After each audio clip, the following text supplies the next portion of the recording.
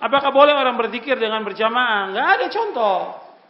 Zikir dengan berjamaah bersama-sama nggak ada contoh dari Nabi. Nabi nggak pernah melakukan seumur hidupnya. Sahabat juga nggak pernah melakukan demikian. Waalaikumsalam warahmatullahi wabarakatuh. Apakah ada kekhususan dalam zikir pasca salat Jumat? Jazakallahu khairan, jazakum khair insyaallah. Teman-teman sekalian, dalam bahasan Jumat ada ayat Quran khusus. Di situ turun Quran surah ke-62 ayat 9 sampai ayat ke-11. Ya, amalan pasca salatnya di ayat yang ke-11-nya. Pertama, akhul Islam azakumullah wa iyyakum. Imam Ghazali mengakui bahwa dirinya pengetahuan tentang hadis sangat sedikit sekali. Beliau berkata, bidha'ati fil hadis muzjah. Pengetahuan saya terhadap hadis sangat sedikit sekali, kata Imam Ghazali rahimahullah. Ya, ini pengakuan beliau. Yang kedua, Al-Hafidh Al-Iraqi dalam kitab beliau Takhrij Ihya Ulumuddin, ya, ketika mentakhrij hadis tersebut, beliau menyatakan hadis tersebut sangat lemah, bahkan tidak ada asalnya.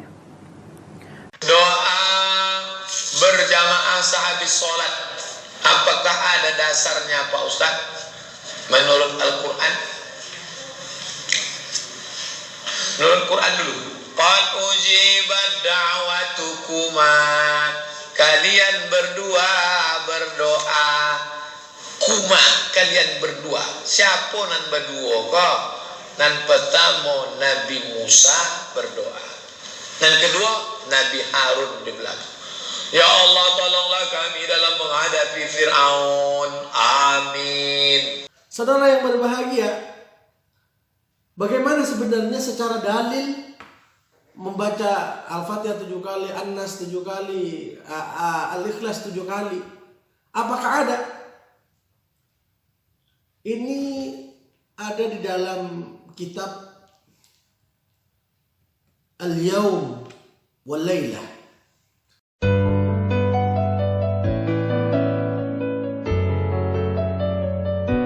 Wabarakatuh. Bismillahirrahmanirrahim.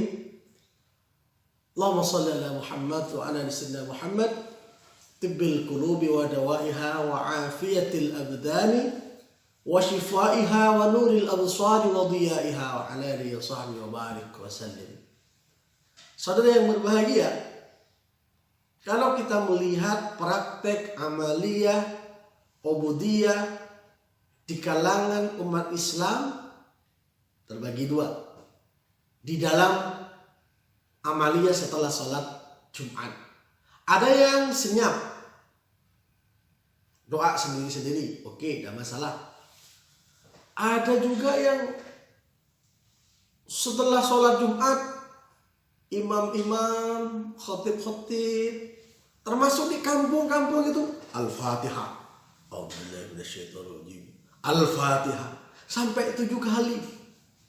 Tidak hanya itu, membaca surat Al-Ikhlas sebanyak 7 kali, membaca Mu'awwidhatain masing-masing 7 kali juga. Saudara, ini amalan dibuat oleh siapa? Ini amalan, jangan-jangan ini berdasarkan kesenangan, berdasarkan yang penting ya ngono. Jangan-jangan ini nggak ada dalilnya. Subhanallah walhamdulillah wa la ilaha illallah Allahu akbar. Saudara yang berbahagia, saya kira orang Indonesia mayoritas 75% atau bisa jadi 85%. Masjid-masjidnya kalau habis sholat sampai di pedesaan, kalau di Jawa Timur di tingkat pedesaan saya yakin 90% baca itu. Qul 7 kali, Al-Fatihah 7 kali. Dan kadang orang desa nggak paham itu apa fadilahnya. Yang penting dari dulu melakukan itu. Nah inilah, orang dulu itu lebih banyak mengamalkan daripada melakukan kritikan-kritikan. Oleh karenanya ketika ada dihujat, oh ini nggak ada dalilnya, nah ini perlu kita bela bersama. Saudara yang berbahagia, bagaimana sebenarnya secara dalil membaca Al-Fatihah 7 kali, An-Nas 7 kali, Al-Ikhlas 7 kali. Apakah ada? Ini ada di dalam kitab Al-Yawm wal Lailah. Yang kalau dirunut, dalil ini berangkat dari sanad Sayyidah Aisyah radhiyallahu anha. Di mana di dalam hadis riwayat Ibnu Abbas, Rasulullah SAW itu mengatakan, "Man qara'a ba'da salatil jum'ati qul huwallahu ahad." Orang yang setelah salat Jumat itu membaca qul huwallahu ahad, wa qul a'udzu birabbil falaq, wa qul a'udzu birabbin nas, 7 marrat, sebanyak 7 kali. Habis sholat tidak langsung pulang, baca itu. Maka apa fadilahnya? A'adzahullahu biha minas su'ilal jum'ati al-ukhra. Allah subhanahu wa ta'ala menjaga kepada seorang yang baca itu dengan lantaran membaca Al-Fatihah, Al-Ikhlas, Mu'awwidhatain masing-masing 7 kali.